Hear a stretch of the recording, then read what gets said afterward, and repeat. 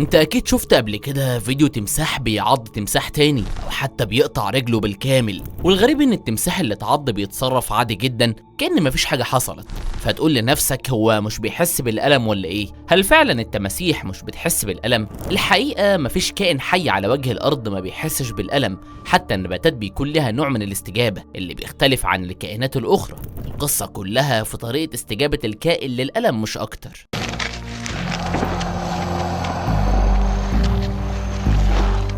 التمساح عنده حاجة غريبة جدا، وده اللي مخليه لحد النهاردة عايش من أيام الديناصورات. ومش بس التمساح، الزواحف عموما مستقبلات الألم عندها مش متطورة زي البني آدم، يعني مش بتحس بنفس قوة الوجع، لكن في المقابل مستقبلات الحرارة عندهم شديدة الحساسية لأنهم بيعتمدوا عليها أكتر في حياتهم. يعني لازم يحس بتغير في درجة الحرارة علشان يعرف يقعد فين ويتحرك إمتى وياكل إزاي، بعكس الإنسان اللي الألم بالنسبة له إشارة خطر بتخليه يتحرك بسرعة. فالتمساح بيحس بالألم بس ما بيظهرش ده، ومش بنفس قوتنا كبشر. ممكن يكون متعور أو حتى متقطع جزء من جسمه وبرضه تلاقيه واقف عادي جدا. يعني لو انت اتخربشت ممكن تحس انك هتموت، لكن هو ممكن يفقد جزء من دراعه ويحس بيها زي خربوش بسيط.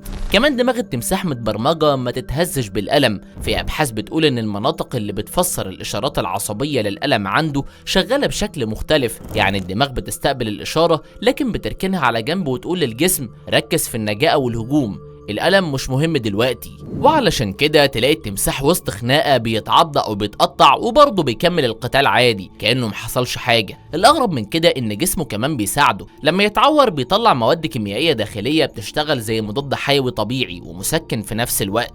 يعني بدل ما يتألم جسمه بيتحرك تلقائيا ويعالج نفسه ويمنع أي التهاب أو عدوى. ده مش بس بيخليه يكمل القتال، لا ده بيمنعه حتى من الشعور بالخطر أو الضعف. في مواقف غريبة حصلت فعلا، تمساح كان عليه نمل نار بيقرصه في وشه وعينه ومع كده ما اتحركش ولا دخل المية يخلص نفسه. تمساح تاني كان باين عليه انه سليم وفجأة جلده اتسلخ وبدأ ينزف ويموت، وبرضه ما بانش عليه اي ألم ولا حاول يهرب. دي كلها حاجات بتخلي الناس تفتكر ان التماسيح ما بتحسش، لكن الحقيقة انها بتحس بس مش بتعبر عن ده زينا، وده اللي يخلينا نغلط في الحكم. لو الكائن ما عبرش عن الألم زي البني آدم يبقى ما بيحسش؟ لا طبعا، ده تفكير غلط. والموضوع مش بس في تحمل الألم، التمساح جسمه كله عبارة عن منظومة بقاء معقدة جدا لدرجة ان العلماء لسه مش فاهمينها كلها لحد دلوقتي. في دراسات على دم التماسيح اكتشفت ان في مواد طبيعية تقتل البكتيريا والفيروسات بسرعة رهيبة. يعني لما يتعور او يتعض جسمه بينتج مضادات قوية جدا تمنع اي التهاب او تعفن. العلماء جربوا يحطوا دم التمساح على بكتيريا قاتلة، وفعلا الدم قتلها في وقت قليل جدا، وده خلى العلماء يفكروا يستخدموا دم التماسيح لصناعة مضادات حيوية جديدة، خصوصا اننا كبشر بدأنا نعاني من مقاومة البكتيريا للمضادات الموجودة حاليا.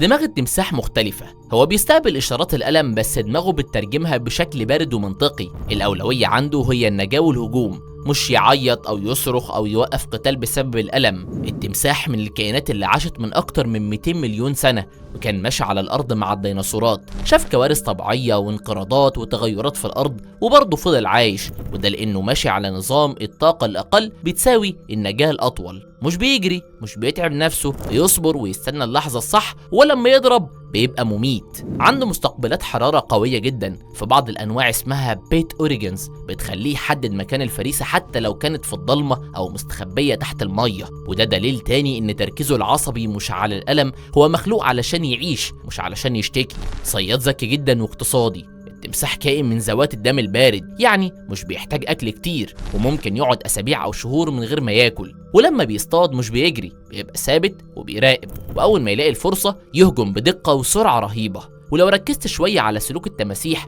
هتلاحظ إن عندهم برود أعصاب غير طبيعي. التمساح ممكن يبقى مستني ساعة ولا 2 من غير ما يتحرك لحد ما الفريسة تقرب، وساعتها ينقض عليها بقوة وسرعة كأن الطاقة كلها اتحوشت للضربة دي بس. وفي تمساح معروف باسم الجوست كانوا بيراقبوه في محمية، التمساح ده كان فقد جزء من فكه بسبب خناقة قديمة، وبرغم كده فضل يصطاد ويدافع عن منطقته عادي جدا، ومفيش كائن واحد قدر يقرب من منطقته. يعني هو مش بس بيتحمل الألم، لا ده كمان بيتكيف معاه وبيكمل حياته كأن مفيش حاجة حصلت. والتماسيح مش بس أبطال في تحمل الألم، يعني لو اتعض أو اتجرح مش هيتلوث بسهولة زي أي كائن تاني، ده غير إن الجلد نفسه بيقشر وبيتجدد، وده بيساعده يفضل دايما قوي وجاهز. وعلشان كده التماسيح التماسيح نادرا لما بتمرض، ولو مرضوا فعلا بيكون المرض ده قاتل جدا لانهم بيخبوا اعراضه لاخر لحظه. وده بيرجعنا لنقطه مهمه جدا، ان التمساح مش هيبين ضعفه ابدا، لا عشان يفضل عايش ولا عشان الحيوانات التانيه ما تستقواش عليه. يعني حتى لما يكون بيموت مش هتشوفه بيصرخ او يبين الوجع ده، بالعكس هيحاول يفضل واقف لاخر نفس، وده لوحده درس في الصلابه العقليه. في النهايه التمساح مش مجرد كائن ضخم بيعيش في الميه وبيخوف الناس، ده مثال حي على القوه والتحمل والتكيف مع اصعب الظروف. جسمه بيشتغل زي ماكينه دقيقه، دماغه مبرمجه على النجاه، وجهازه المناعي اقرب لمعجزه بيولوجيه. ومن التجربه دي ممكن نتعلم حاجه مهمه جدا، مش كل اللي ساكت مش حاسس، مش كل اللي معبرش عن الألم يبقى ما بيحسش. أوقات التحمل بيكون هو الصراخ، والصمت بيكون هو أقوى رد فعل. ولو كلنا بنقيس الكائنات بتعبيرهم عن الألم بطريقتنا، يبقى احنا اللي محتاجين نعيد فهمنا مش هما. فاللي تشوفه بيتوجع ومش بيقول ما تستهونش بيه، يمكن يكون أقوى منك بكتير.